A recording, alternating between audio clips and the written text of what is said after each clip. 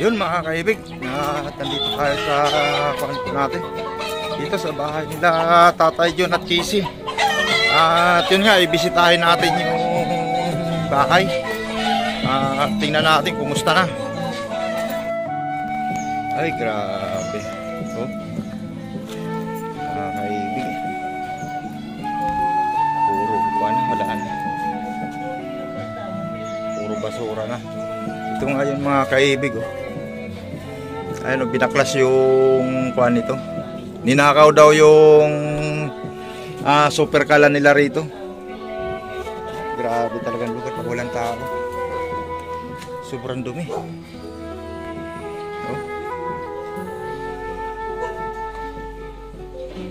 Pati sa CR, barado. Yung drum basta. Sobrang dumi na.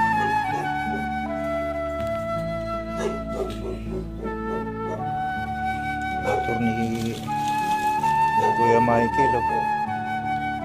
Wala na, napabayaan na.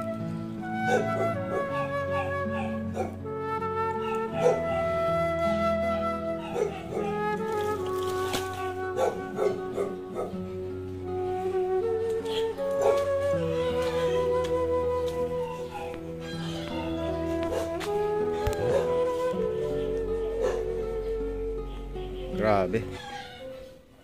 Saan nagpunta si Kisi?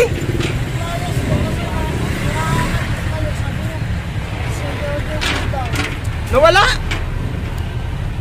Sabi ko bantayan mo, kaya nga kita binigyan ng tira eh. Bantayan ko na po dito kasi nakatakas po siya. Oh!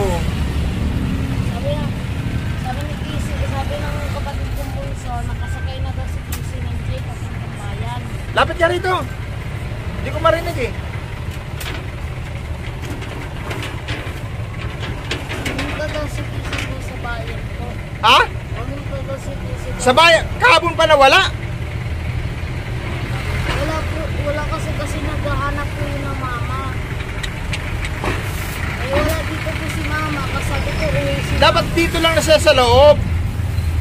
Hindi ko lang po siya sa loob agad. Sabi ko dito walang sa loob. Sabi ni Kisi, ay mama, sa mama. Sabi ko, mama, bago kasi uuwi yun. Wala, di mo binantayan. Nako.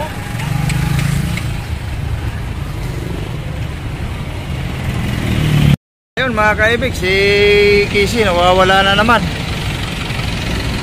Hindi alam kung saan nagpunta. Wala kasi dito si Angelica eh. Walang nandito, si Jinjin lang eh. Wala mga kaibig, lumayas na naman yun.